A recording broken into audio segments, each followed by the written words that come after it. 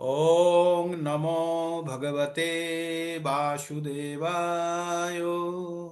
ओम नमो भगवते वासुदेवाय।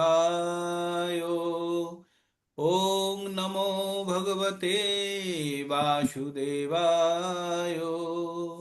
ओम अज्ञानतिमिरान्धस्य ज्ञानाञ्जनशलाकया चक्षुरुर्मिलितं येन तस्मै श्री गुरुभ्ये नमः। समस्त भक्तवृंदों के मेरा सश्रद्ध प्रणाम। और हम लोग एक भागवत भागवतम का क्लास करते हैं प्रति सोमवार से शुक्रवार शाम को 7:15 से 1 घंटा का या थोड़ा सा अधिक समय का। तो इस प्रोग्राम में हम लोग बार बार भगवान का नाम भगवान का महिमा जानने का प्रयास करते हैं। यद्यपि हम लोगों का ज्ञान उतना तो सूक्ष्म है और उतना हमारा हमारा कैपेसिटी नहीं है, तथापि हम जो हमारा परम गुरु जगत गुरु श्री कृष्ण कृपा मूर्ति अभय चरणविंदो भक्ति वेदांत स्वामी प्रभुपाद का कृपा और अपना गुरु महाराज अपना शिक्षा गुरु का कृपा के द्वारा हम लोग लाभान्वित होते हैं। और हम लोग आपस में इसका ज्ञान आ, साझा करने का प्रयास करते हैं, है ना। तो आज हम लोग भागवत कथा में आज से हम लोग चैतन्य चरितामृत का थोड़ा थोड़ा रस आस्वादन करने का प्रयास करेंगे। यद्यपि आज चैतन्य महाप्रभु का जन्मदिन है, तो ये शुभ क्षण में हम लोग सोचे इसका शुरुआत कर देते हैं।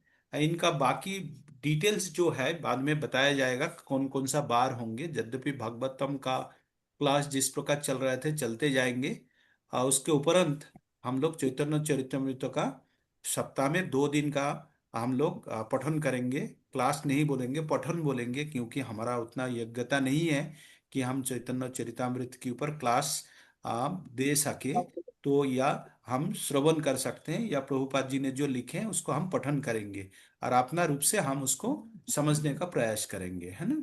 तो चैतन्य महाप्रभु का आज जन्म तिथि है। 540 साल पहले नवद्वीप में मायापुर नदिया जिला का एक जगह है नवद्वीप, और नवद्वीप के अंतर्गत एक जगह है मायापुर। वहां पे शची माता का गर्भ से जन्म लिए थे जगन्नाथ मिश्र एवं शची माता का पुत्र रूप में। उस दिन भी ग्रहण था, अभी भी आज भी ग्रहण चल रहा था थोड़ा देर पहले। तो उस दिन भी चंद्र ग्रहण था, और चंद्र ग्रहण का पवित्र क्षण में सब नवद्वीप वासी गंगा किनारे में जाके हरिनाम का जप करते थे। और उसी समय पे दुनिया का ग्रहण दूर करने के लिए हमारा परम प्रिय महाप्रभु का जन्म जन्म ग्रहण किए थे वहां पे। और जब उन्होंने जन्म ग्रहण किए थे उनका घर का आंगन में एक बड़ा नीम का वृक्ष था, और उसी पेड़ के नीचे उनका जन्म हुआ था। इसके लिए चैतन्य महाप्रभु का डाक न जो बुलावा नाम है वो था निमाई। तो सब निमाई का रूप में चैतन्य महाप्रभु को जानते थे, है ना। और यद्यपि उनका शुभ अच्छा नाम रखा गया था विशंभर। तो और उनका जो एक अग्रज थे उसका नाम था विश्वरूप है। तो दोनों भाई थे जगन्नाथ मिश्रा एवं शची माता की। तो चैतन्य महाप्रभु बहुत बचपन से ही थोड़ा शरारती थे वो। और अत्यंत तो सुंदर। अच्छा रिकॉर्डिंग आ, स्क्रीन पे कहीं करके। हरे कृष्णा। क्या कुछ बोल रहे हैं प्रभु जी, आर एस प्रभु जी। प्रभु हरे जी म्यूट। कृष्ण। प्रभु आपको म्यूट कर दूं? अगर आप बुरा ना माने तो म्यूट कर देता हूँ। आप श्रवण कीजिए, कुछ बोलना है तब हैंड रेज करके बोलेंगे, हाँ। हरे कृष्णा कृष्ण कृष्ण हरे हरे, हरे खुद राम को राम। म्यूट कर दीजिए प्रभु जी। ऑल म्यूट कर दीजिए। हाँ, हाँ, कर देते हैं।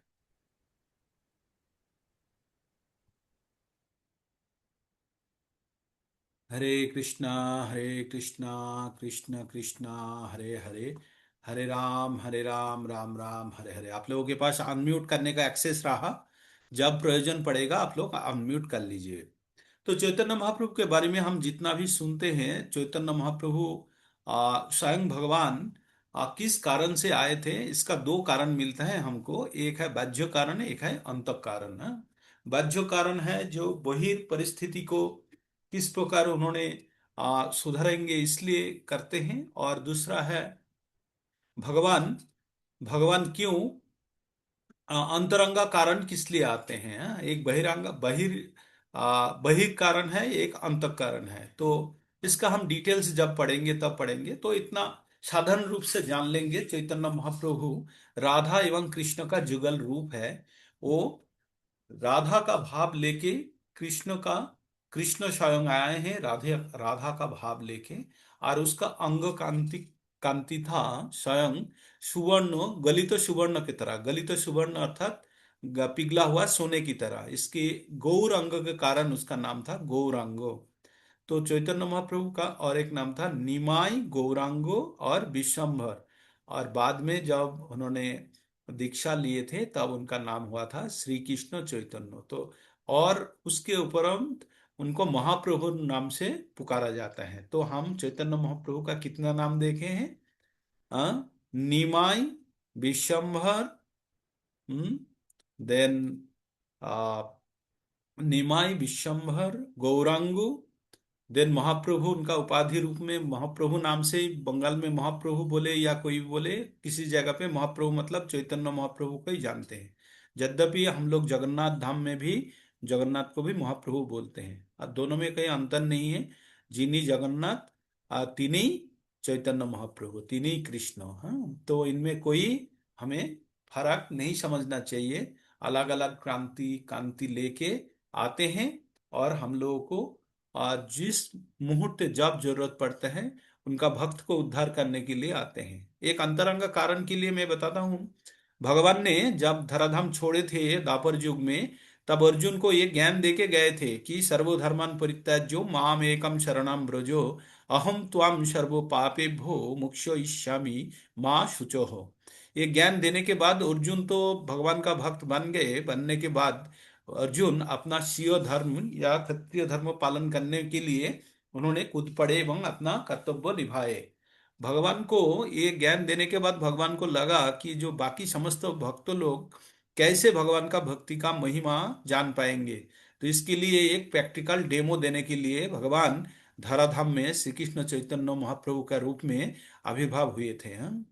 तो चैतन्य महाप्रभु जब धराधाम में थे, तब हम लोग बंगला में यहाँ पे एक लोकल कथन है जे शांतिपुर, शांतिपुर जहाँ पे चैतन्य जो अद्वैत आचार्य जी का घर था, शांतिपुर है वो यहाँ कितना दूर है, नवद्वीप से कुछ 10-12 किलोमीटर दूर पे है। तो चैतन्य महाप्रभु का जो भक्ति प्रेम आंदोलन है ना, भक्ति आंदोलन है, उसके द्वारा ना पूरा बाढ़ आ गया था। बाढ़ बोलते हैं, प्रेम का बाढ़ लाए थे उन्होंने। सबको प्रेम बांट रहे थे, हाँ? उन्हें भगवान का जो मंत्रो है, रूप गोस्वामी जो मंत्रो रचना किए हैं उसमें बोलते हैं नमो महाबदन्नय, नमो महाबदन्नय। महाबदन्नय मतलब अत्यंत कृपा के साथ, दया के साथ। नमो महाबदन्नय कृष्ण प्रेमो पदायते, कृष्ण का प्रेम देने के लिए आए हैं। जो सबसे दुनिया में सबसे कीमती वस्तु, जो महंगा चीज है, वो है भगवान का प्रेम पाना, हाँ? और वही फ्री में बांटने के लिए चैतन्य महाप्रभु आए थे। तो क्या बोलते हैं, नमो ओं महाबदान्नाय कृष्ण प्रेमो पदायने पदायते कृष्णाय कृष्ण चैतन्य कृष्णाय कृष्ण स्वयं कृष्णाय चैतन्य रूप में आए हैं। क्या नामने गौर तिसे नमो, आर कृष्ण चैतन्य नाम लेके आए हैं। और उनका रूप कैसे था, उनका देखने में कैसे था, गौर अर्थात स्वर्णकांति रूप में उन्होंने आए हैं। तो इस श्लोका को हम प्रतिदिन पढ़ते हैं, लेकिन हम इसका अर्थ समझ के पढ़ेंगे तो और अच्छा हमको लगेगा, अच्छा फील होगा। तो श्लोका क्या हो, नमो महावदान्नाय कृष्ण प्रेमो पदायते कृष्णाय कृष्ण चैतन्य नाम्ने गौरतिशे नमः। नमो महावदान्नाय कृष्ण प्रेमो पदायते कृष्णाय कृष्ण चैतन्य नाम्ने गौरतिशे नमः। तो ये है चैतन्य महाप्रभु का प्रणाम मंत्र। लय ना आए, लय आने का जरूरत नहीं आपको। आना चाहिए, आज श्लोका का अर्थ भी पता चलना चाहिए। कितना दयावान, कितना महान है, और हम लोग कितना कमजोर है, कितना कम मेधा वाला व्यक्ति है जो इतना सब कुछ उपलब्ध होते हुए भी हम इसको लेने का प्रयास नहीं करते। तो वो बांग्ला में जो कविता लिखा गया था चैतन्य महाप्रभु के बारे में, तो उसमें एक लाइन में ऐसे बताते हैं, शांतिपुर, शांतिपुर जो अद्वैत आचार्य का घर है, शांतिपुर डूबू डूबू मतलब डूबने वाला है, डूबने मतलब जैसे पानी जड़ भर गया। और नदे, नदे मतलब नदिया को बोल रहे हैं, नदे भेसे जाए, भेसे जाए मतलब वो बह गया है पूरा।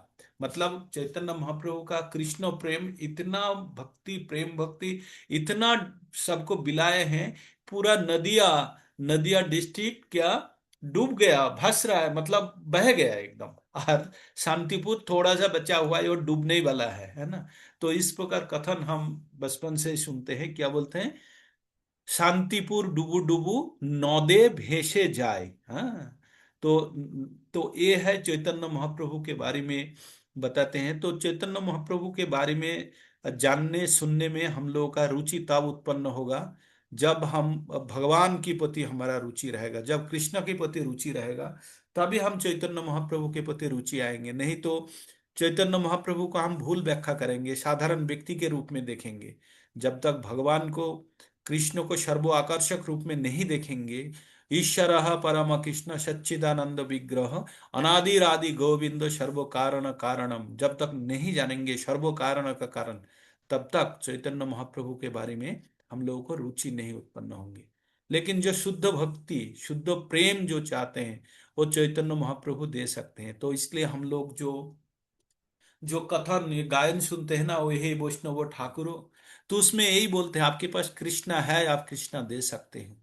तो हम लोग जो अपना गुरु, अपना जो वरिष्ठ वैष्णव जो होते हैं, उनको पास चैतन्य महाप्रभु का प्रेम होता है। और चैतन्य महाप्रभु का प्रेम के रूप में क्या मिलता है, कृष्ण प्रेम मिलता है। कृष्ण प्रेम थोड़ा थोड़ा थोड़ा थोड़ा करके सबको कृष्णा, जैसे हम लोग कोई यज्ञ होता है, कोई अनुष्ठान होता है, उसके बाद प्रेम, उसके बाद जैसे प्रसादी बांटते हैं ना, जैसे प्रसादी देते हैं, चैतन्य महाप्रभु कृष्ण प्रेम बांट रहे थे, जो अमूल्य संपद है। तो जिसके कृष्ण प्रेम जिसको मिल गया, उसके पास कृष्ण आ गया।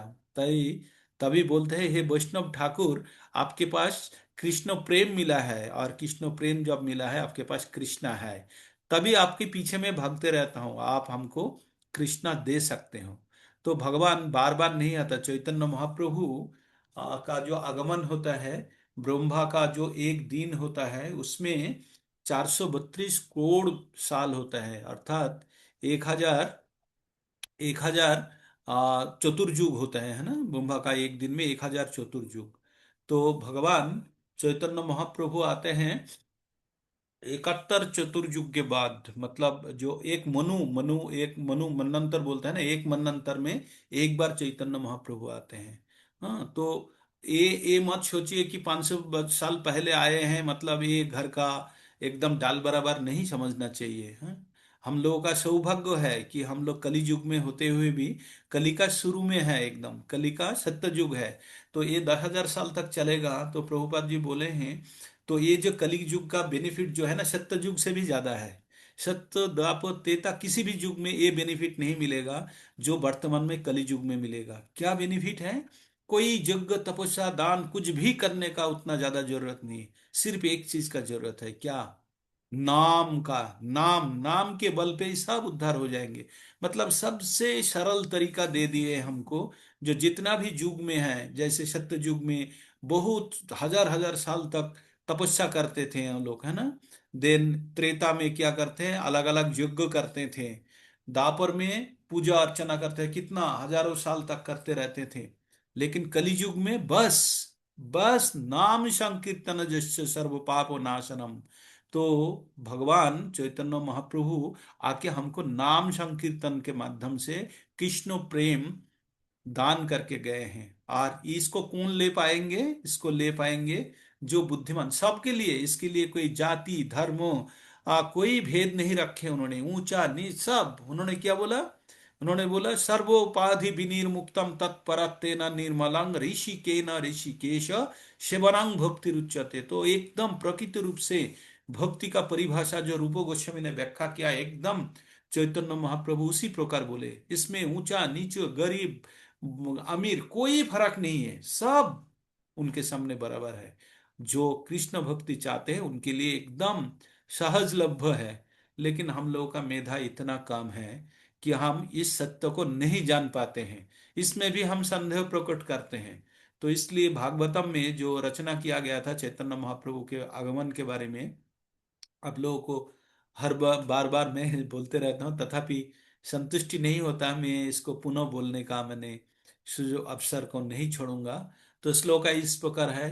कृष्ण वर्ण त्रिषा कृष्ण शांग पांग स्थ पार्षदम यज्ञे संकीर्तन प्राये जजंती ही सुमेधाश। अर्थात चैतन्य महाप्रभु का आगमन के बारे में भागवतम का 11 नंबर अध्याय का 5 नंबर, 11 नंबर कैंटो का 5 नंबर अध्याय का 32 नंबर श्लोका में इस प्रकार बताया गया। कृष्ण स्वयं आएंगे, आएंगे, क्योंकि वो भागवतम जब लिखा गया था उसका भी 4000 4,500 साल के बाद ही चैतन्य महाप्रभु आए। तो इसलिए बोला कृष्ण आएंगे। किस प्रकार आएंगे? कृष्ण आएंगे, लेकिन कृष्ण वर्णों में नहीं आएंगे। कृष्ण अकृष्ण रूप में आएंगे। और उनका तीषा जो उसका जो रंग होगा वो होगा गौर होगा, अकृष्ण होगा, गौर होगा। और किस कैसे आएंगे? शांगो, पांगो, और शांगो उपांगो और पार्षद के साथ अस्त्र लेके आएंगे। और क्या करेंगे? यज्ञ, यज्ञ करेंगे। किस प्रकार? संकीर्तन यज्ञ, यज्ञ संकीर्तन प्राय जजंती। इस यज्ञ में कौन अंश ग्रहण करेंगे, कौन पूजा करेंगे इस यज्ञ का? जजंती ही, अवश्य ही होना होगा। किसको? जो ये जो यज्ञ करेंगे उसका अवश्य ही क्या होना होगा? सुमेधाश। मेधाश शब्द का अर्थ होता है जो अत्यंत मेधावी ज्ञानी है, जिसका बुद्धि ज्यादा है उसको हम मेधावी बोलते हैं। तो सुमेधाश, जिसका मेधा अत्यंत ज्यादा होगा, वही सिर्फ इसको समझ पाएंगे। तो चैतन्य महाप्रभु का आगमन के बारे में और भी विभिन्न शास्त्र में उल्लेख है। में एक प्रधान जो जगह है वहां से मैंने बताया। आप लोग नामहट्टक पुस्तकें अगर खोल लेंगे तो बहुत या बहुत 8-10 रेफरेंस मिलेगा जो चैतन्य महाप्रभु का आगमन के बारे में बताया गया है। तो हम लोग अभी छोटा सा आप लोग पूरा दिन भर जो होली का अवसर पर में भी भगवान का चैतन्य महाप्रभु का बारी बारी में आप सुन रहे होंगे। तो चैतन्य महाप्रभु के बारे में जो लिखा गया है, अलग अलग ग्रंथ लिखा गया है। इनमें प्रमुख दो ग्रंथों में हम लोग जानते हैं। एक है चैतन्य चरितामृत, जिसने लिखा है कृष्णदास कविराज गोस्वामी। कृष्णदास कविराज गोस्वामी ने, यद्यपि कृष्णदास कविराज गोस्वामी स्वयं चैतन्य महाप्रभु का सानिध्य में नहीं आए थे, तथापि उनका जो दोनों पार्षद थे, जो अपना सेवक थे, एक है दामोदर, स्वरूप दामोदर, और एक है मुकुंद दत्त, है ना। ये दोनों ने चैतन्य महाप्रभु के साथ हमेशा लगे रहते थे, चैतन्य महाप्रभु का सेवक के रूप में काम करते थे। तो इन लोगों ने क्या करता था, चैतन्य महाप्रभु के बारे में छोटा छोटा करके ऐसे डायरी में जो लिख के रखे थे, उसी सोर्स को यूज करके कृष्णदास कविराज गोस्वामी ने चैतन्य चरितामृत रूप में प्रकाश कराया हम लोगों को, भगवान के चैतन्य, भगवान का चैतन्य रूप के बारे में और ज्ञान प्रदान करने के लिए। चैतन्य महाप्रभु के बारे में और एक ग्रंथ लिखा गया है, उसका और बहुत लिखा गया है, लेकिन और एक उल्लेखयोग्य ग्रंथ है चैतन्य भागवत है। चैतन्य भागवत, ये चैतन्य भागवत जो लिखे हैं वो है, उसको भी व्यासदेव का रूप बताया जाता है। व्यासदेव का जो चैतन्य भागवत लिखे हैं, और क्या नाम है उसका, जो इसका बहन का बेटा है, क्या नाम है अपना, नारायणी देवी का बेटा है, भगवत, मैं मिस कर रहा हूँ, इतना ही उल्लेखযোग्य बात है। मैं थोड़ा शरण आ जाए तो मैं तुरंत बता दूंगा। तो मैं इससे क्षमा चाहता हूँ कि चैतन्य भागवत का जो एकदम मेरा मन में आ रहा, मुंह पे नहीं आ रहा है, तो मैं मिस कर रहा हूँ। तो चैतन्य भागवत के बारे में, इसका जो रचन रचयिता है, इसका नाम है, भगवान ने इतना छोटा ब्रेन दिया, याद भी नहीं कर पा रहा हूँ। ठीक है, बताएंगे आप लोगों को थोड़ी देर में। तो अभी चैतन्य भागवत में उनका बाल्य लीला के बारे में बहुत ज्यादा लिखे हैं, है ना। तो जब कृष्णदास कविराज गोस्वामी जब कृष्णदास कविराज गोस्वामी जब चैतन्य चरितमृत लिखे हैं, तब क्या किए हैं, उन्होंने वो पोर्शन को छोड़ के रखे हैं। कौन पोर्शन को? जो ऑलरेडी उल्लेख किया हुआ है, किसमें? अपना चैतन्य भागवत में जो ऑलरेडी लिखा हुआ है। और एक ग्रंथ है चैतन्य मंगल बोल के भी है। चैतन्य मंगल नाम पे दो ग्रंथ बन गया था, तो इसलिए एक को चैतन्य भागवत बताया गया और एक को बताया गया है अ, चैतन्य मंगल और चैतन्य भागवत रूप पे दो ग्रंथ है। जो वर्तमान में हम लोग जो पठन करेंगे, ये है चैतन्य चरितमृतो, ये लिखे हैं कृष्णदास कविराज गोस्वामी, है ना। प्रभु तो जी चैतन्य भागवत वो क्या नाम है, वृंदावन दास ठाकुर हाँ, का रचना। वृंदावन दास ठाकुर, वृंदावन दास ठाकुर। ठाकुर मेरे को कृपा करे, कृपा करे, कृपा करे। मैं नाम ही नहीं याद कर पा रहा हूँ, मेरे को सिर्फ भगवान भगवान भगवान है। वृंदावन दास ठाकुर, वृंदावन दास ठाकुर, वृंदावन दास ठाकुर। इसका बहन का बेटा थे, किसका? नारायणी देवी। नारायणी देवी है जो श्रीवास आचार्य जो है ना, पंचतत्व में हम बोलते हैं, पंचतत्व में श्री अद्वैत गदाधर श्रीवासादि।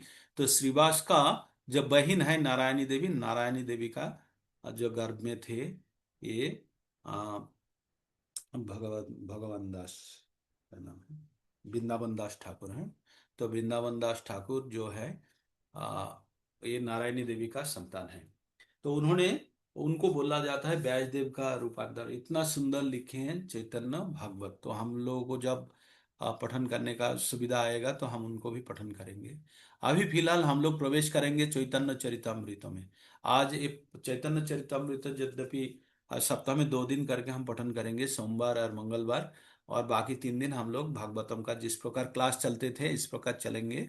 और तो इनका शुरुआत करेंगे, लेकिन आज ये पावन पर्व के अनुसार हम लोग जस्ट इसको फाउंडेशन फाउंडेशन स्टोन, या जो क्या बोलते हैं, हम शुरुआत के रूप में रख रहे हैं। और शुभारंभ। शुभारंभ शुभारंभ कर रहे हैं। और इसका जो विस्तारित एक शेड्यूल दे देंगे हम लोग, शेयर कर लेंगे हम लोग, कब से इसका डिटेल्स में पढ़ेंगे आप लोगों को। मैंने पीडीएफ ग्रुप में थोड़ा दे चुका हूँ।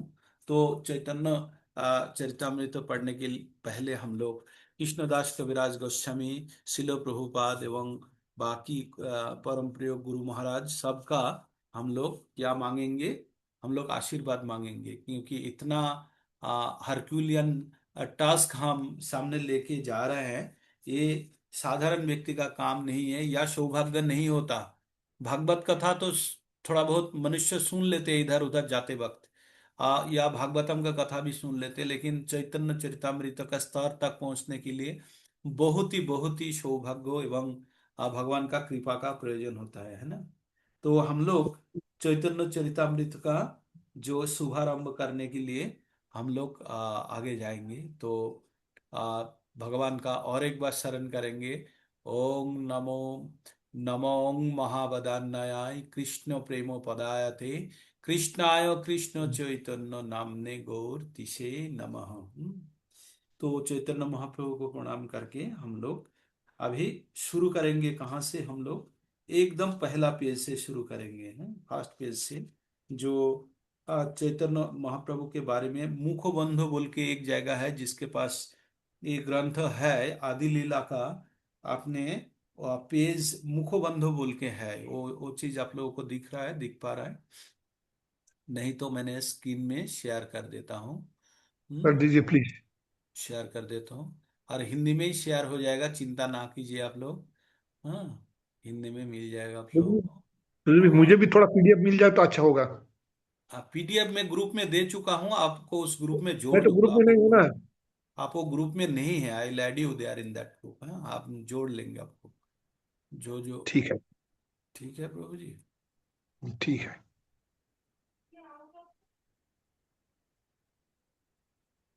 1 मिनट।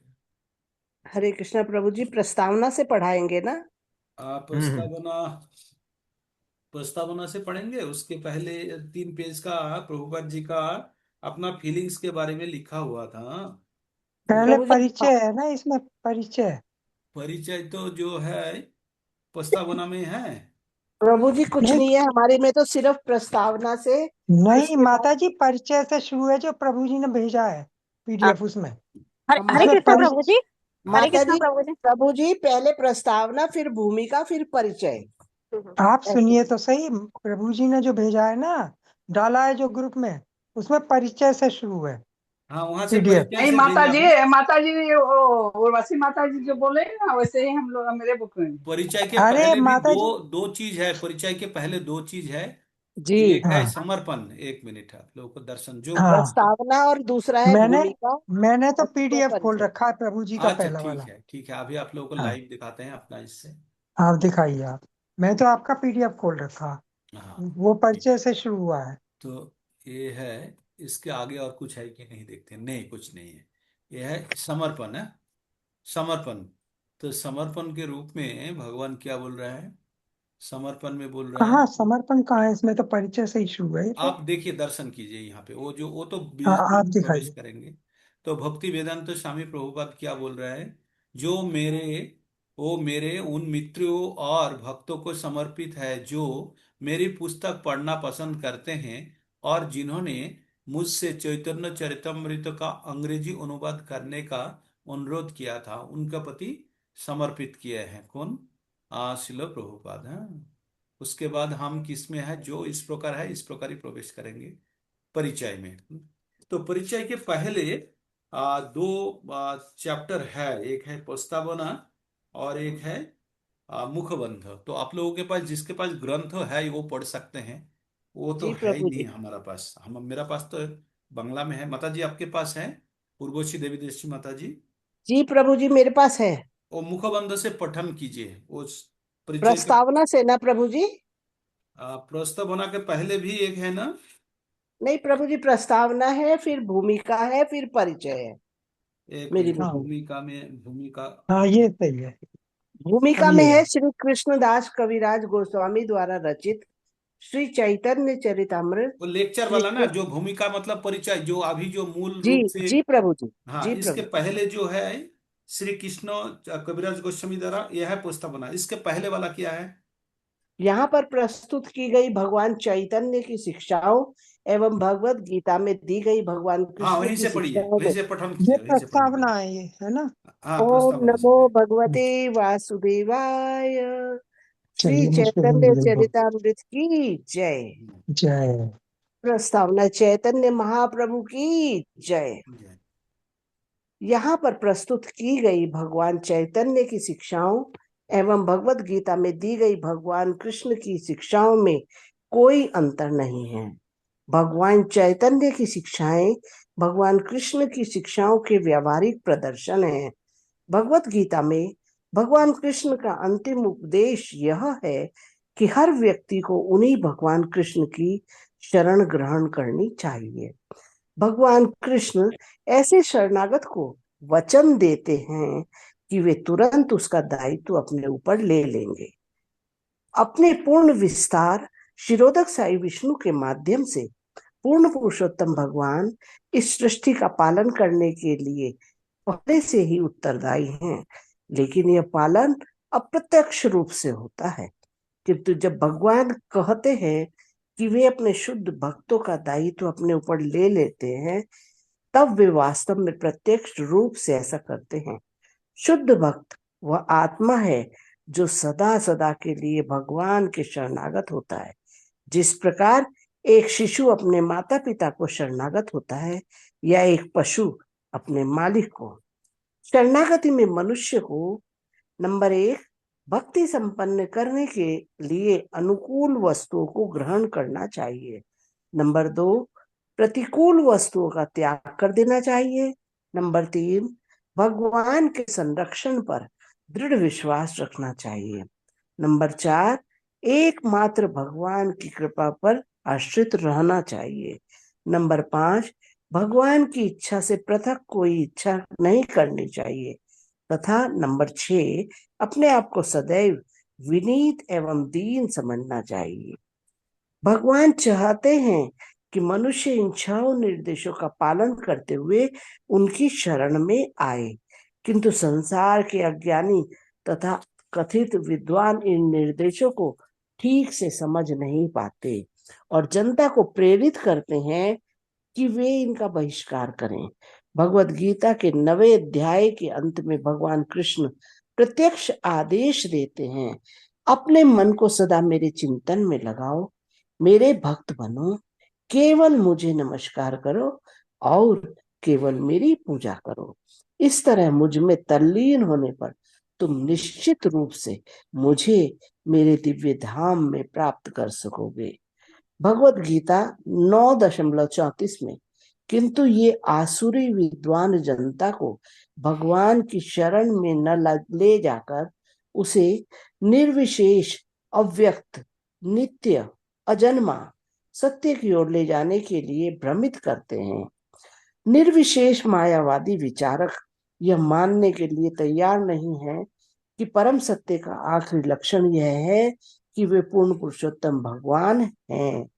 यदि कोई सूर्य को यथारूप में जानना चाहता है तो पहले उसे सूर्य की धूप का अनुभव करना होगा, फिर सूर्य ग्रह का, और फिर यदि वह इस ग्रह में प्रविष्ट होने के लिए शक्तिमान बनता है तो वह सूर्य के अधिष्ठाता देव को अपने सामने देखने का सुअवसर प्राप्त कर सकता है। ये मायावादी विचारक अल्प ज्ञान के कारण ब्रह्म तेज से आगे नहीं जा पाते, जिसकी तुलना सूर्य की धूप से की जा सकती है। उपनिषदों में इसकी पुष्टि की गई है कि भगवान के असली मुख का दर्शन करने के लिए मनुष्य को ब्रह्म के जाज्वल्यमान तेज को भेदना होगा। इसलिए भगवान चैतन्य व्रजराज के पोष्य पुत्र भगवान श्री कृष्ण की प्रत्यक्ष पूजा की शिक्षा देते हैं। वे यह भी सिखाते हैं कि वृंदावन नामक स्थान भगवान कृष्ण के समान ही है, क्योंकि भगवान कृष्ण परम सत्य होने के कारण उनके नाम, गुण, रूप, लीला, पार्षद तथा साज सामग्री और स्वयं कृष्ण में कोई भेद नहीं है। भगवान की यही परम प्रकृति है। भगवान चैतन्य यह भी सिखलाते हैं कि पूर्णता के सर्वोच्च स्तर पर पूजा की सर्वोच्च विधि व्रज की सुंदरियों द्वारा अपनाई गई विधि है। ये सुंदरियां या गोपियां किसी भौतिक या आध्यात्मिक लाभ के उद्देश्य से रहित होकर कृष्ण से मात्र प्रेम करती थी। भगवान चैतन्य यह भी सिखाते हैं कि श्रीमद् भागवत दिव्य ज्ञान की निष्कलंक कथा है और मनुष्य जीवन का चरम लक्ष्य पूर्ण पुरुषोत्तम भगवान श्री कृष्ण के प्रति अनन्य प्रेम विकसित करना है। भगवान चैतन्य की शिक्षाएं सांख्य योग के आदि प्रवर्तक भगवान कपिल द्वारा दी गई शिक्षाओं के समान है। यह प्रामाणिक योग पद्धति भगवान के दिव्य रूप का ध्यान करने की शिक्षा देती है। किसी शून्य या निराकार का ध्यान करने का प्रश्न ही नहीं उठता। जब योगासन के अभ्यास के बिना ही भगवान विष्णु के दिव्य रूप का ध्यान किया जाता है, तब ऐसा ध्यान पूर्ण समाधि कहलाता है। इस प्रकार का ध्यान पूर्ण समाधि होता है। इसकी पुष्टि भगवत गीता के 6 अध्याय के अंत में 6:47 में की गई है, जहां भगवान कृष्ण कहते हैं कि सभी एक सेकेंड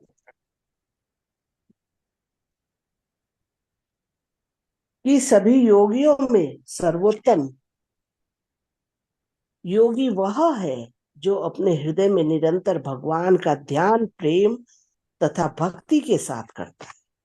भगवान चैतन्य ने जन समूह को अचिंत्य भेदाभेद तत्व रूपी सांख्य दर्शन के आधार पर, जिसमें परमेश्वर को उनकी सृष्टि से एक ही साथ एक और भिन्न माना जाता है, उपदेश दिया कि इस दर्शन का अभ्यास करने के लिए भगवान के पवित्र नाम का जप एवं कीर्तन करना वही सबसे व्यवहारिक विधि है। उन्होंने शिक्षा दी कि भगवान का पवित्र नाम भगवान का शब्द अवतार है और चूंकि भगवान परम पूर्ण है, अतएव उनके पवित्र नाम उनके एवं उनके दिव्य स्वरूप में कोई भेद नहीं है। इस प्रकार भगवान का पवित्र नाम के जप के माध्यम से मनुष्य परमेश्वर का प्रत्यक्ष सानिध्य प्राप्त कर सकता है।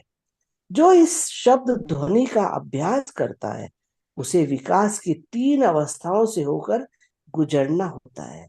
नंबर 1 अपराध युक्त अवस्था, नंबर 2 नामाभास अवस्था, नंबर 3 शुद्ध नाम की दिव्य अवस्था।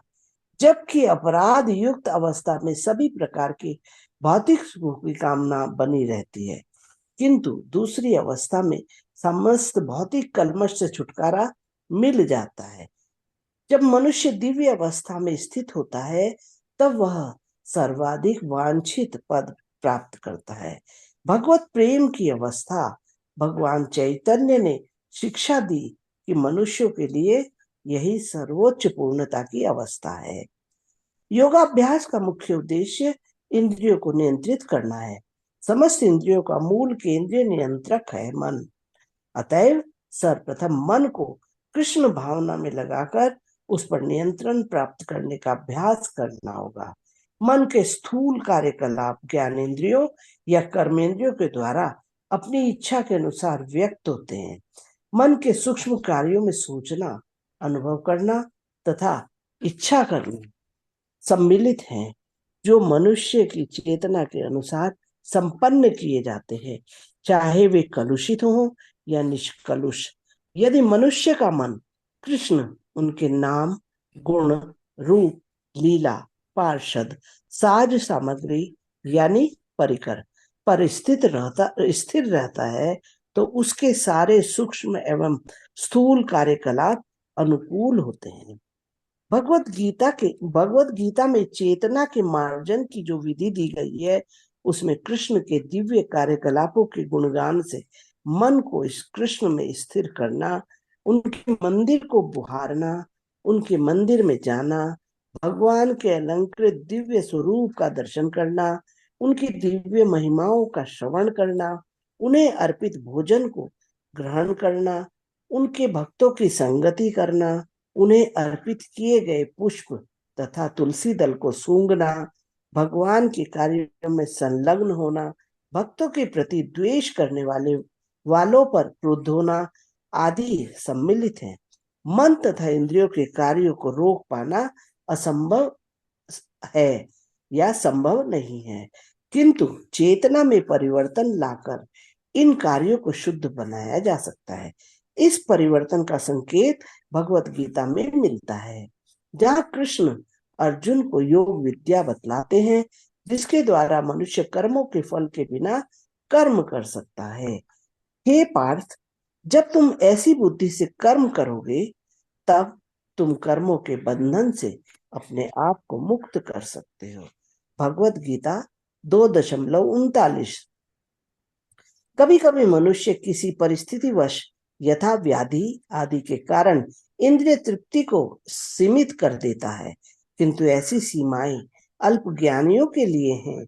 मन तथा इंद्रियों को नियंत्रित करने की वास्तविक विधि को जाने बिना अल्पज्ञ व्यक्ति मन तथा इंद्रियों को बलात् रोकना चाहता है, किंतु अंततः उनसे पराजित होकर इंद्रिय तृप्ति की धारा में बह जाते हैं।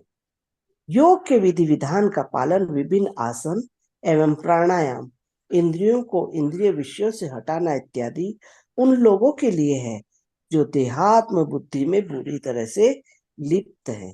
कृष्ण भावनामृत को प्राप्त बुद्धिमान पुरुष अपने इंद्रियों का कर्म करने से बलात् नहीं रोकता, प्रत्युत वह अपनी इंद्रियों को कृष्ण की सेवा में लगाता है। एक बच्चे को निष्क्रिय होने के लिए बाध्य करके कोई उसे खेलने से रोक नहीं सकता, प्रत्युत बच्चे को बेहतर कार्यों में लगाकर उसे निरर्थक कार्यों में।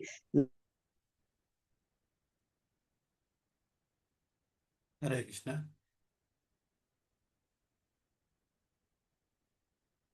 क्या?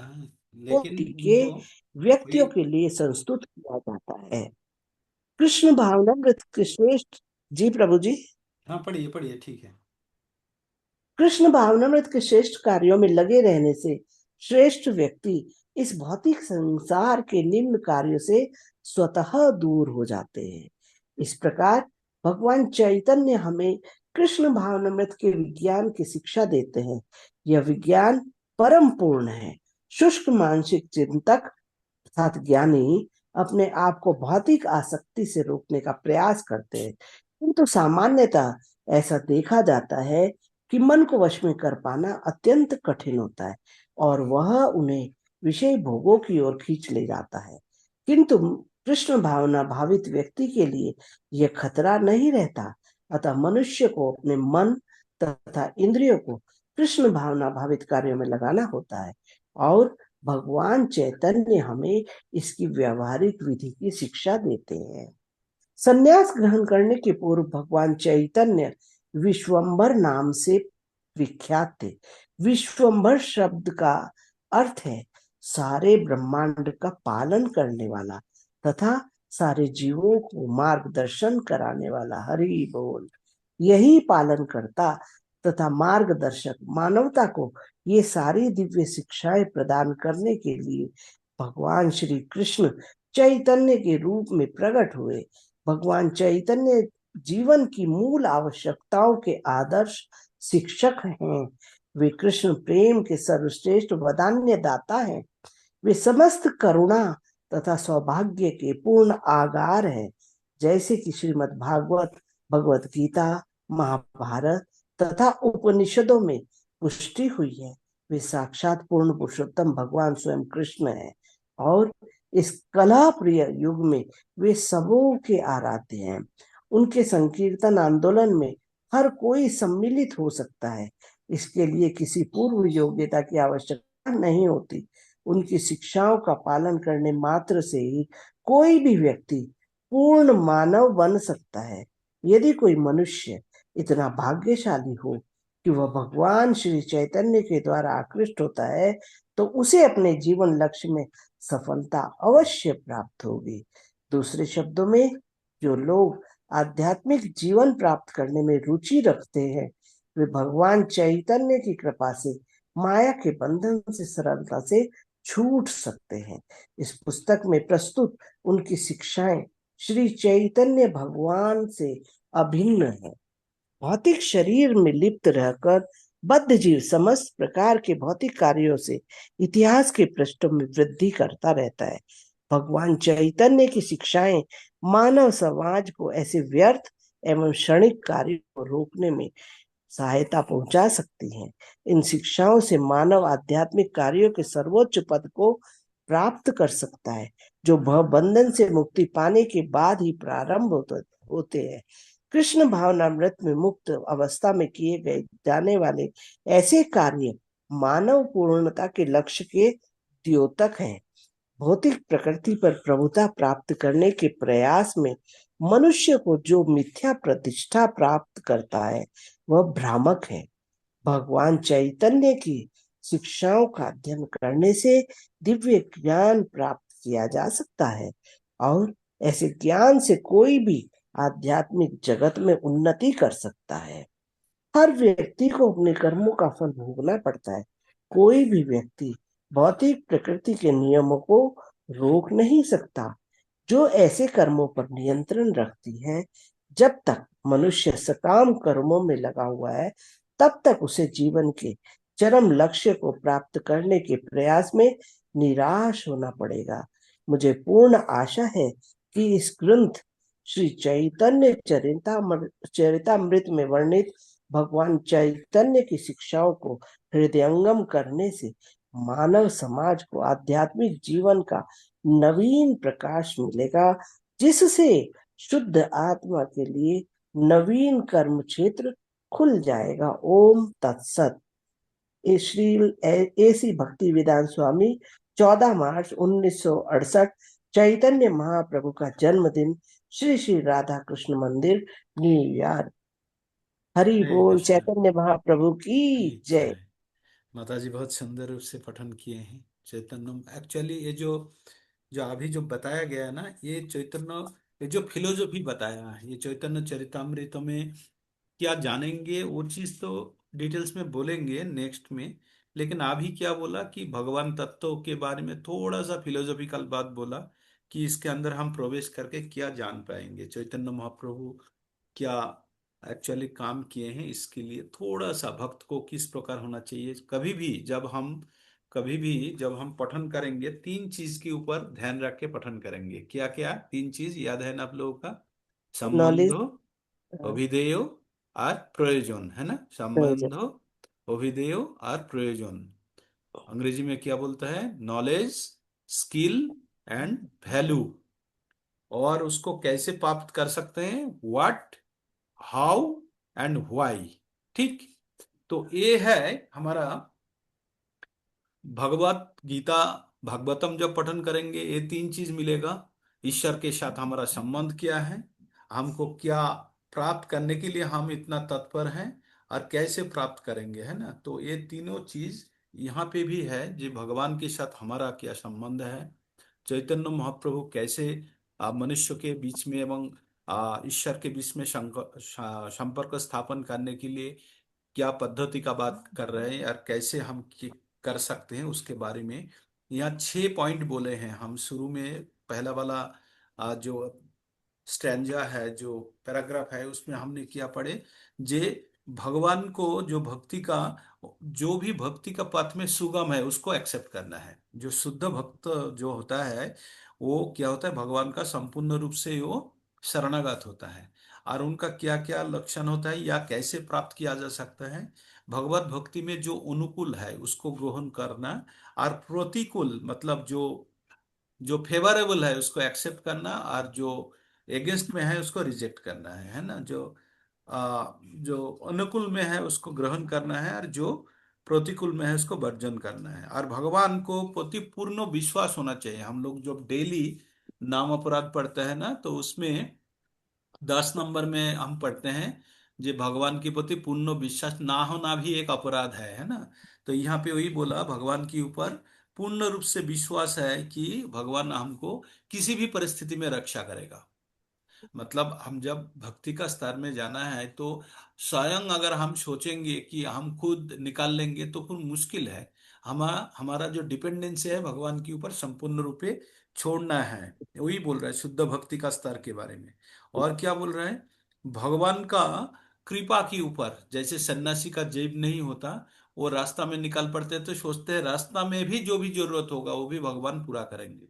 तो इस प्रकार संपूर्ण रूप से भगवान की कृपा के ऊपर निर्भर करना, और भगवान का स्वार्थ छोड़ के और कोई स्वयं का कोई उद्देश्य नहीं है। जो भी हम करेंगे वो भगवान का स्वार्थ को रक्षा करने के लिए, या भगवान का इंद्रियों का आ, तृप्ति देने के लिए, या भगवान को हर्ष उत्पादन करने के लिए है, भगवान को हर्ष दिलाने के लिए। और स्वयं को अत्यंत दीन समझना, स्वयं को क्या समझना है? दीन, दुखी, हम निस्स, हमारा कुछ नहीं है, निर्मम, अपना कुछ है ही नहीं, निराशी। तो इस प्रकार का क्वालिटी होना था। 6 हमने क्या देखा? नंबर प्रभु 1, जी जो ब्रेक फेवरेबल है, कर जो अनुकूल है दिया इसको ग्रहण करना। दूसरा, प्रतिकूल जो है इसको वर्जन करना। तीसरा है भगवान हमको हमेशा रक्षा करेगा, ये विश्वास करना। चौथा, भगवान के ऊपर हमेशा डिपेंडेंट रहना। पंचम, जो भगवान का स्वार्थ छोड़ के और किसी का स्वार्थ नहीं देखना। और छठवा जो है, ये है स्वयं को अत्यंत दीन समझना। त्रिनादोपि सुनिचन तरोरपि सहिष्णुना, अमाने न मान देना, कीर्तनिया सदा हरि। इस प्रकार मनोभाव लेके शुद्ध भक्ति का स्तर में पहुंचा जा सकता है। हरे कृष्णा। आपका आवाज काट काट के आ रही है माता जी। सुनाई नहीं आ रहा कुछ। आपका जो आवाज है ना कट के आ रही है। मेरा आवाज सुनाई दे रहा है आप लोगों को? आपका क्लियर है प्रभु जी, लाउड एंड क्लियर। हाँ। तो इस प्रकार हमने प्रभु जी की ब्रेक थी। इस आपकी ब्रेक थी माता जी, प्रभु जी की क्लियर है।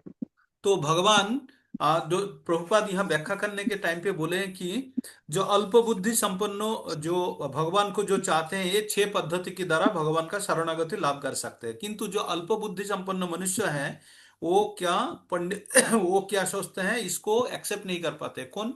अल्प बुद्धि संपन्न। हमने चैतन्य महाप्रभु का आविर्भाव के टाइम पे क्या बोले थे, इसको जो तत्व को समझने वाला कौन है, मेधास, जिसका मेधा अत्यंत हाई है वही समझ पाएगा। एक चीज आप ध्यान दीजिए, जो आईआईटी या कोई मेडिकल स्टडीज करते हैं, उनका जो मेधा है आम जो स्टूडेंट है उनके उनसे तो थोड़ा ज्यादा होता है ना, बेहतर होता है, क्योंकि उनको अच्छा कठिन कठिन प्रश्नों का सम्मुखीन करना पड़ता है। तो इस प्रकार ये जो भगवत भक्ति के जो प्रवेश करने के लिए जिसके पास इस मेधा नहीं है, भक्ति वाला मेधा जो नहीं है, वो इसको नहीं ग्रहण कर पाएंगे। आप लोगों को बताया था मैंने, तीन प्रकार का मूर्ख होता है, फिर पुनः मैं बता रहा हूं।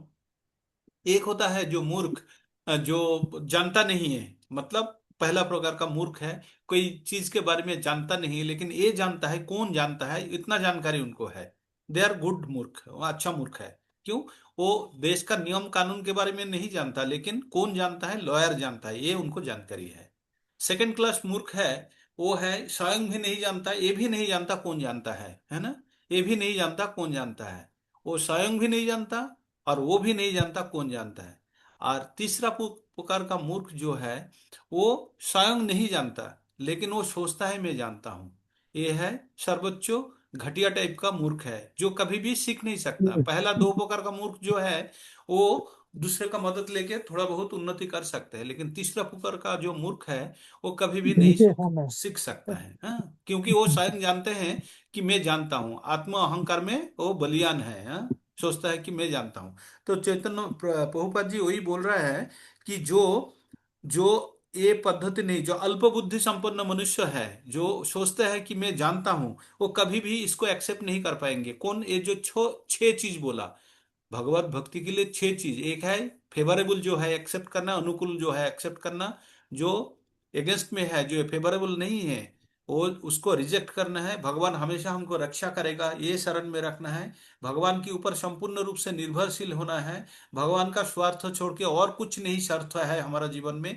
और 6 नंबर जो है अंतिम में बताया गया है कि समस्त समय हमको अत्यंत सूक्ष्म समझना है, अत्यंत दीन समझना है, अत्यंत त्रिनादोपि सुनीचन, हम घास से भी नीचू समझना है। तो इस प्रकार भावना अगर हो तो वो शुद्ध भक्ति की ओर जा सकते हैं। नहीं तो बाकी जो भी व्यक्ति है सब इस प्रकार व्यक्ति में आ जाएंगे, जो अल्प बुद्धि संपन्न मनुष्य में आएंगे, है ना। तो इस प्रकार प्रभुपाद जी ने और बताया, जो मायावादी जो होता है दार्शनिक, वो सोचता है कि ब्रह्म ज्योति में लीन हो जाते हैं, भगवान के लिए वो निराकार है। लेकिन ये सब सब भ्रांत धारणा को प्रभुपाद ने धूलिसात कर दिया। उन्होंने बोला जे सूर्य रश्मि की तरह जो ब्रह्म ज्योति है, जो अल्प बुद्धि मनुष्य है, जो और गभीर में नहीं प्रवेश करता है, वो सूर्य का रश्मि देख के ही सूर्य का परिचय जान लेते हैं। लेकिन रश्मि का अलावा और भी कुछ है इसका पीछे, है ना। तो वो चीज कौन जान पाएंगे? जो और गंभीर अध्ययन करेंगे। तो वही बोल रहे हैं, जो सामान्य व्यक्ति है जिसका मेधा काम है, वो भगवान को इस रूप नहीं जान पाते हैं। वो भगवान को सोचते हैं कि ये रश्मि रश्मि की तरह है और उसमें हम समा जाएंगे, है ना। तो चैतन्य महाप्रभु अपना शिक्षा दे के गए हैं। यहाँ परम प्रेम का बात की है। चैतन्य महाप्रभु का नाम का जो श्लोका पढ़ते हैं उसमें बोलते हैं कृष्णो प्रेमो पदायते। कृष्णो प्रेम है क्या? एक्चुअली प्रेम क्या है? जो किसी के प्रति गंभीर आसक्ति, इसको बोलते हैं काम। लेकिन भगवान के प्रति गंभीर आसक्ति, इसको बोलते हैं प्रेम। तो प्रेम जो है, ये इसका उदाहरण देने के लिए ब्रोजो गोपिया का बात हमेशा बताया जाता है। जो गोपिया है भगवान के, जो चुंबक की तरह भगवान सबको खींचते थे और उसके भागे भागे आ जाते थे। कौन सा आकर्षण था? कौन सा आकर्षण था? उसी आकर्षण को अनुभव करने के लिए चैतन्य महाप्रभु आ गए हैं धराधाम में, कि भगवान के अंदर है क्या चीज जिसके द्वारा गोपियों खींचे चले जाते थे, क्या देते थे। तो हम लोग जब कम बुद्धि संपन्न मनुष्य बोलेंगे ये कोई काम वासना भोग करने का इच्छा द्वारा प्रेरित था, तथापि ना, ये क्या था? प्रेम था। प्रेम, शुद्ध प्रेम जहाँ पे होता है, वहां दैहिक काम वासना से मुक्त होता है। तो हम लोगों का जब बुद्धि, जब रजोगुण द्वारा आच्छादित हो जाते हैं, हमारा जो बुद्धि, हमारा जो गुण, हम लोग 3 गुण द्वारा चालित होते हैं प्रकृति का, सतो रजो और तमो। जब हमारा हम भी भगवान का अंश है, तो भगवान का अंश होने के नाते हमारा अंदर भी प्रेम है। जो भी भगवान का गुण है वो गुण हमारा अंदर भी वर्तमान है। लेकिन हम जब प्रकृति का गुण के अंदर में आ जाते हैं, प्रकृति का तीनों गुण द्वारा फंस जाते हैं, तो उसके अंदर जो रजोगुण है, ये रजोगुण जब हमारा प्रेम को आच्छादित कर देते हैं तो वो काम में परिवर्तित हो जाते हैं। तो हमारा जो प्रेम है वो it gets converted into lust. जो प्योर लव है वो लास्ट में कन्वर्ट हो जाता है, लास्ट एल्यूएसटी, लास्ट मतलब काम वासना में आ जाते हैं, और तभी हम स्वार्थ पर हो जाते हैं। यद्यपि हमारा अंदर प्रेम है, भगवान का ही दिया हुआ है। तो ये प्रेम को शुद्धावस्था में ले जाने के लिए क्या करना होगा, हमको रजोगुण का अतीत होना होगा, हमको शुद्ध सतों स्तर में जाना होगा, ब्रह्मभूत अवस्था में जाना होगा, है ना।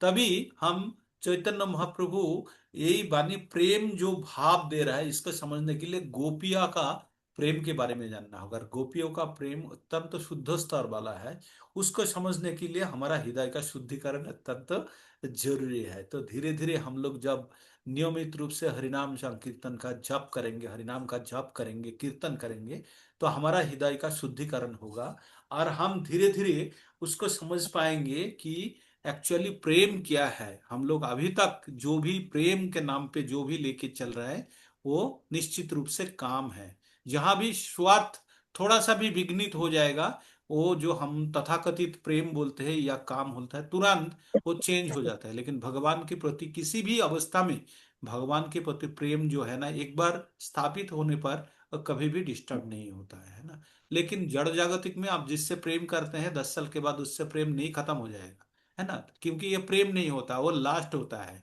वो ट्रेड होता है, गिव एंड टेक होता है। लेकिन भगवान के साथ जो होता है वन वे कम्युनिकेशन। जब रेडियो में या टीवी में कुछ ट्रांसमिशन होता है, तब हम क्या करते हैं, हम देखते रहते हैं, हम उनको कुछ बोल नहीं पाते हैं ना। तो भगवान के प्रति हमारा जो प्रेम होना है, वन वे कम्युनिकेशन होता है। ये हमारा एंड से भगवान की ओर है। भगवान चाहे उसका रिप्लाई करे ना करे, कोई फर्क नहीं पड़ता। इस प्रकार प्रेम को बोलते हैं अहोइतुकी अप्रतिहत। तो वो भगवान का प्रेम के बारे में जब बोलते हैं, तो ममो जन्मोनि जन्मोनिश्वरे भवतव भक्तिर अहोइतुकी, तो ये अहोइतुकी प्रेम भगवान की प्रति उत्पन्न होने के लिए प्रार्थना करते हैं हम ना। ओई नंदो तनुजो किंकरम पतितांग माम पतितांग माम भव अम्बुधो कृपा तबो पदो पंकजो स्थितो धूलि सदीशो विचिन्तय। तो इस प्रकार आप भगवान के प्रति प्रार्थना चैतन्य महाप्रभु अपना शिष्टाष्टकम में बताए हैं। तो यहाँ पे वही बोल रहा है, जो हम लोगों का एक्चुअल भगवान के प्रति प्रेम उत्पन्न करने के लिए कुछ अनुशीलन करते हैं। जो ये जो कपिल मुनि का जो शिक्षा दिए थे ना, तो एनालिसिस कपिल मुनि दिए थे, एनालिसिस हम आ, आत्मा है, हम शरीर वस्त्र है, वाहन है, उसके बाद अपना स्वधर्म करो, ये जो ज्ञान है, ये तो अपना स्वयं को जानने के लिए। लेकिन हमारा स्वयं का परिचय को और हमारा क्या कर्तव्य है उसको जानने के लिए चैतन्य महाप्रभु का शिक्षा बहुत ही गुरुत्वपूर्ण है। चैतन्य महाप्रभु बोलते हैं, आप लोगों को ज्यादा कुछ परेशान होने का जरूरत नहीं, आप नाम संकीर्तन में भाग ले लो, उससे आप उद्धार हो जाओगे। देखिए, जो आपको अगर बोल दिया जाए, हम लोग जूम के द्वारा कनेक्टेड है ना, हम लोग जितना भी विद्वान पढ़े लिखे हैं यहाँ, इंजीनियर डॉक्टर जो भी है, आपको अगर बोले एक फोन बनाओ, आपको दुनिया का पार्ट्स दे रहा हूं, बना पाएंगे? नहीं बना पाएंगे। लेकिन इसका यूजेस हम अच्छा ढंग से कर लेंगे, है ना। हमें उतना पता नहीं है फोन के अंदर क्या क्या है, कोई ट्रांसमीटर है, रिसीवर है, मॉड्यूल है, मॉड्यूलेशन करते हैं, बहुत कुछ है, हमें उतना पता नहीं है, लेकिन हम उनको यूज कर लेते हैं, है ना। तो चैतन्य महाप्रभु बोला कि इतना आपको ज्यादा भगवान के बारे में उतना तथागत रूप से ज्ञान नहीं आप प्राप्त कर पाएंगे। तो आपको क्या करना है, आपको जो करना है इसका व्यवहार सीख लो। क्या, इसको जो गाड़ी हम लोग जो चलाते हैं, गाड़ी का इंजन के बारे में हमको पता नहीं है, लेकिन गाड़ी चलाना आता है, जो अपना गंतव्य स्थल पे लेके चले जाते हैं। तो इस प्रकार चैतन्य महाप्रभु बोला, इतना तत्व अगर आपने जान नहीं पाते हैं तो ठीक है, आप हरिनाम संकीर्तन कर लो, यही आपका जीवन का परम उद्देश्य है। तो संकीर्तन यज्ञ का उन्होंने स्थापना किया था, और उसके द्वारा वो जो दिव्य नाम, वो बोले कि नाम रूपी भगवान, शब्द रूपी भगवान, भगवान का रूप किया था, शब्द रूप में था, और उसके द्वारा हम भगवान के साथ युक्त होने का प्रयास। तो इस प्रकार जब करेंगे, जब नाम करेंगे, तो 3 प्रकार का नाम हम जपते हैं। एक होता है नाम अपराध, दूसरा होता है नाम नामाभास, और तीसरा होता है शुद्ध नाम। तो शुरू शुरू में जब हम शुरू करते हैं, या भगवत भक्ति के पथ में नए आते हैं, जब नाम जपते हैं, तो नाम जपते वक्त हमारा अंदर कामना वासना कुछ रह जाता है, तब उसको बोलते हैं नाम अपराध युक्त नाम जपना है, अपराध युक्त नाम है।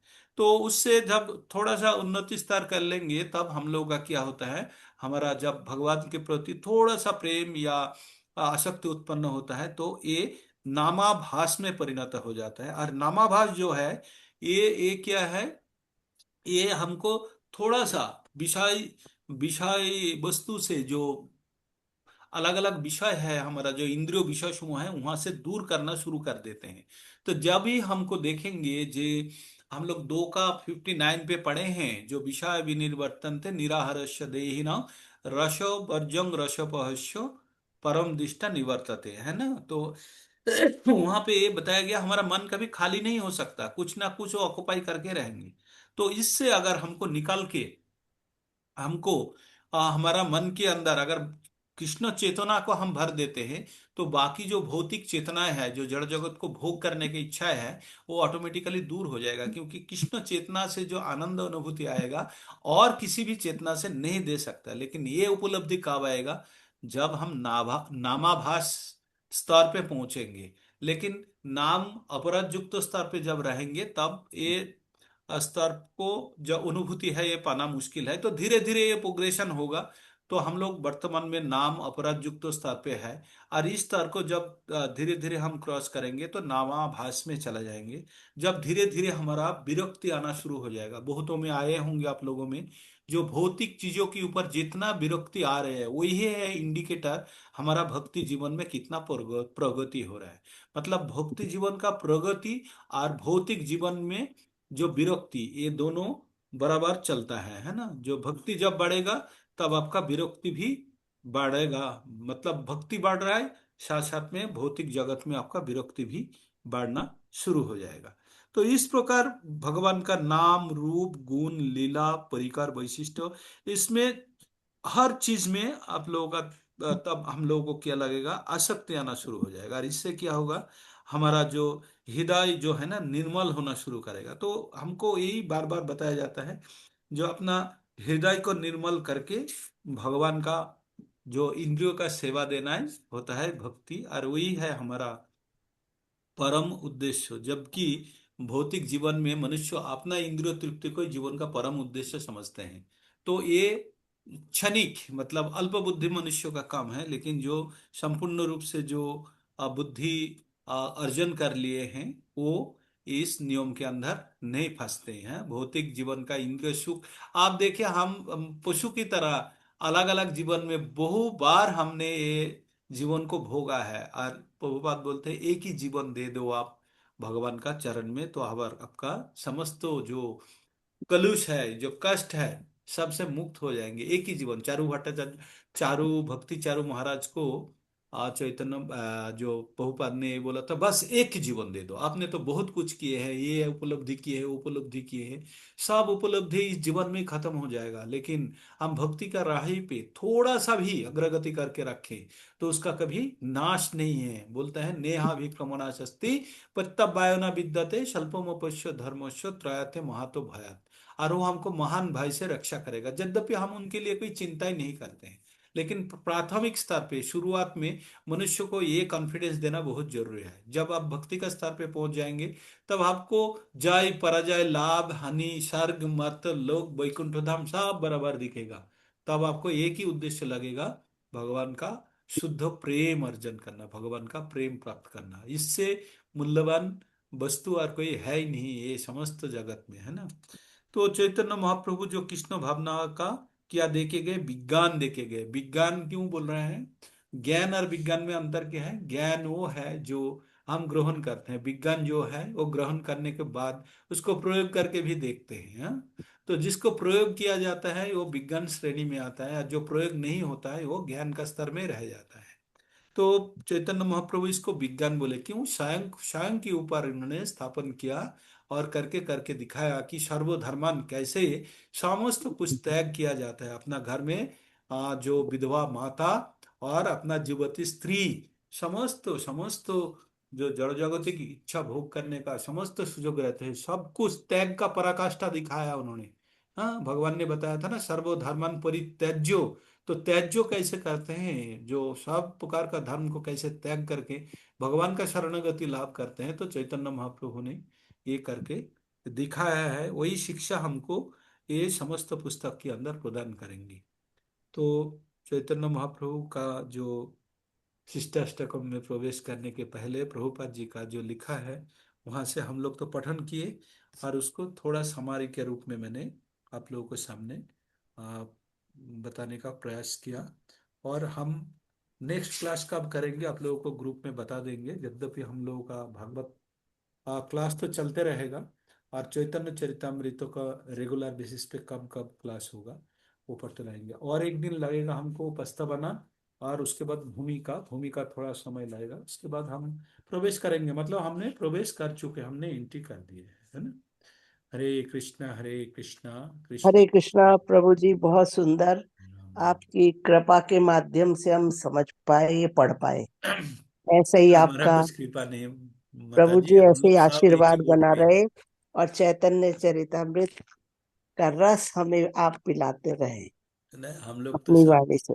हरे सब कृष्णा। अमेजन कुरियर बॉय है हरे ना। कृष्ण प्रभु। हरे कृष्ण प्रभु जी। हरे कृष्णा प्रभु जी, सभी को हरे कृष्णा। हरे कृष्ण पंचांग का प्रभु पाठ करने के लिए। प्रभु जी आपके घर के प्रभु हैं? हाँ, हैं? ये आपके मंदिर के हैं ना? ये पीछे, मेरा पीछे ये ये तो मायापुर चैतन्य का वो है, प्रभु? मायापुर का है माता जी। मायापुर का अच्छा, है ये। हाँ, अच्छा। टीओबीपी, मंदिर का। दुनिया का हाँ, सबसे मायापुर का। ऊंचा मंदिर है।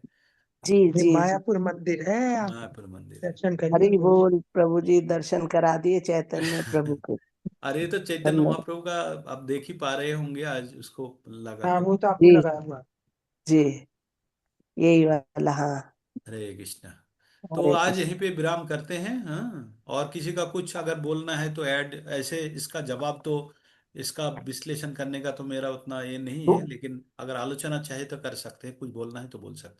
दिलीप हाँ, प्रभु प्रभु कुछ जी एक बोल रहे थे। वो एक गाना आया ना उसका अरिजीत सिंह का, सुनार गौरंगा वाला पिक्चर का। कौन सा? सुनार गौरंगा एक नया गाना आया, बहुत फेमस गाना है, इसमें शायद मिलता है सब कुछ। अच्छा मैंने आपको कुछ क्लिप भेजा था आपको जो आराधाई में, आपने देखा होगा। अच्छा, ठीक है। और तो बनारस ठीक पूरा है, वो प्रभु जी ने बोले, भाव में इसको भरा आप हुआ है। लोगों को समय समय में चैतन्य चरितमृत अंदर प्रवेश करेंगे। चैतन्य महाप्रभु के बारे में अलग अलग रूप से हम लोग आ, युक्त करेंगे। तो हम लोग अंत करने के पहले हम लोग चैतन्य महाप्रभु द्वारा रचित एकमात्र रचना जो है चेतो दर्पण मार्जनम, एक बार हम उसको गायन करेंगे, है ना। सब राजी है? हरि बोल, हरि हाँ, बोल। हाँ। मैं पढ़ूं? तो कौन मैं पठन करूं प्रभु करेंगे? जी? मैं करूं प्रभु जी? हाँ, लय के साथ करना है थोड़ा सा। हाँ, हाँ जी, हाँ जी। हाँ, ठीक है, देख सही। लीजिए, आप करने की कोशिश करती हूँ। हाँ, ठीक है, ठीक है। चैतन्य प्रभु की जय। चैतन्य प्रभु द्वारा रचित श्री शिक्षा अष्टकम। चैतन्य प्रभु चेतोदर। नहीं बोलेंगे माता जी, एक मिनट, चैतन्य प्रभु हाँ नहीं बोलेंगे, महाप्रभु जी, बोलेंगे। हाँ, चैतन्य श्री महाप्रभु महाप्रभु। श्री कृष्ण चैतन्य चैतन्य महाप्रभु महाप्रभु बोलेंगे। जी। हाँ। अच्छा, चैतन्य, ओ सॉरी, हाँ जी, महाप्रभु।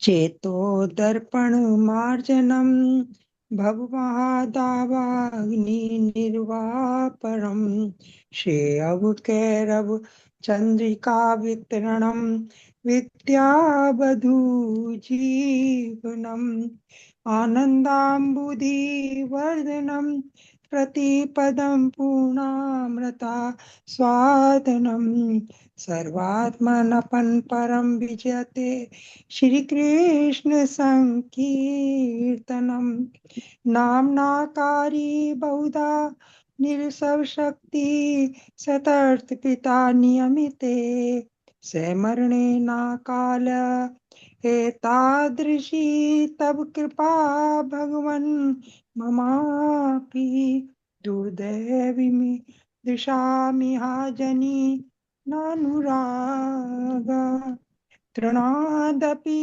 सुनीचेन करोरपि सहिष्णुना अमानिना मानदेन कीर्तन्य सदा हरि न धनं न जनं न सुन्दरीं कवितां वा जगदीश कामये। मम जन्मनि जन्मनीश्वरे भवतार भक्तिर हेतु की त्वयि। अयि नन्द तनुज किङ्करं पतितं मां विषमे भवाम्बुधो। कृपया तब पाद पंकजं स्थिति धूलि सदर्श विचिन्तया। नैनं गलदृशुधार्या वदनं गद्गदारुद्धया गिरा। पुलकैर्निर्चित वपु कदा तब नाम ग्रहणे भविष्यति। युगायुगत युगायितं निमेषेण चक्षुषा प्रावर्षायितं शून्यायितं जगत् सर्व गोविन्द गिरहेणुमे। आशीलस्य वा पादर्तां विनष्ट माम् आदर्शनां हर्ता करोतु वा। यथा तथा वा विदधातु लम्पटो मत्प्राणानाथ नाथस्तु सेवनापराम्। श्री कृष्ण हरे कृष्ण कृष्ण कृष्ण हरे हरे, हरे रामा राम राम हरे हरे। श्री कृष्ण अष्टकम की जय। श्री चैतन्य महाप्रभु की जय। हरे सुंदर गायन। कृष्णा। माता जी सुंदर रूप से चैतन्य महाप्रभु द्वारा रचित शिक्षाष्टकम पठन किए। तो हम लोग और इसको बार बार पठन करते करते इसका जो और परफेक्शन की ओर ट्राई करेंगे, यद्यपि ये अपना हृदय से होना चाहिए, है ना। तो हम लोग अभी शुरू में हैं, तो और अच्छा ढंग से हम लोग बार बार चेष्टा करेंगे और इसको हम प्रस्तुत करेंगे। लेकिन हमें जब मन से जब इसको अंतर हृदय का अंतर से जब हम इसको पठन करते हैं, तो हमारा हृदय का शुद्धिकरण अवश्य होते जाएगा, क्योंकि ये अत्यंत पवित्र जो शब्द चैतन्य महाप्रभु अपना अंतर का जो अनुभूति है ये 8 श्लोक के अंदर से दिया। तो ये जो 7 नंबर में बोलते हैं ना, बहुत ही टच करके जाता है। क्या बोलते हैं? जुगायितं निमीषेण चक्षुषा प्राविशायितं शून्य ईतं जगत सर्वं गोविंदो विरहिण में। मतलब भगवान के मतलब जब नहीं है तो हमारे लिए जगत एकदम शून्य हो जाते हैं, और एक पलक गिरने का जो वक्त होता है वो जुग के बराबर रहता है ना। और भगवान फिर स्वयं को उपसंहार में क्या बोलते हैं? अश्लीष्य व पदरतंग पिनुष्टुमांग।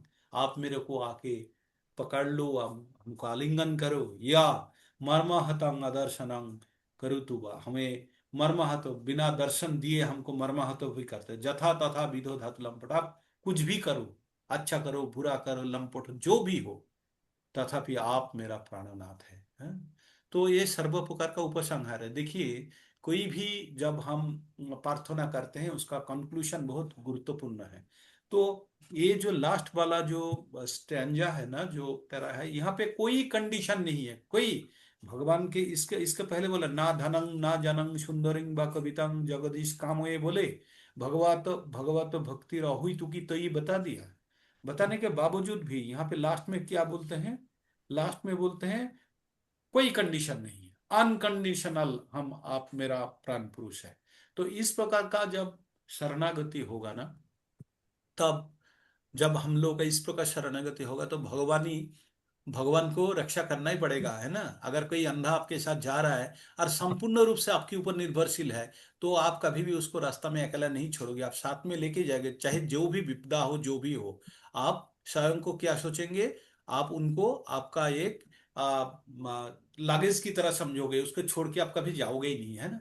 तो इसी प्रकार यहाँ पे भी बताया जा रहा है कि जे भगवान आपके सामने मैंने समस्त रूप से मैंने समर्पण कर दिया। आप कुछ भी किसी भी प्रकार को, मेरे को आप प्यार करो ना करो, आलिंगन करो, धक्का मार के फेंक दो, आप और किसी के प्रति आसक्त हो, तब भी आप मेरा ही प्राण पुरुष है। इस प्रकार का भावना इसके द्वारा व्यक्त किया जाता है। हम लोग नियमित रूप से इसको पठन करेंगे, इसका अर्थ समझने का कोशिश करेंगे एवं जीवन में उतारने का प्रयास करेंगे, है ना। हरे कृष्णा हरे हरे कृष्णा कृष्णा प्रभु जी। कृष्ण कृष्ण राखे मारे के मारे कृष्ण राखे के। कृष्ण। हाँ वो होगा धीरे धीरे। तो आज यहीं पे विराम लेते हैं। जी वंशा प्रभु जी। कल्पतरुभ्यश्च कृपा सिंधुभ्यो एव च वांछकल्पतरुभ्यश्च कृपा पतितानां सिन्धुभ्यश्च पावनेभ्यो वैष्णवेभ्यो नमो नमः। पतितानां कल वैष्णवेभ्यो 7:15 पे शार्प ज्वाइन कर लीजिएगा। आज यहीं विराम लेते हैं। हरे कृष्णा प्रभु जी, दंडवत प्रणाम।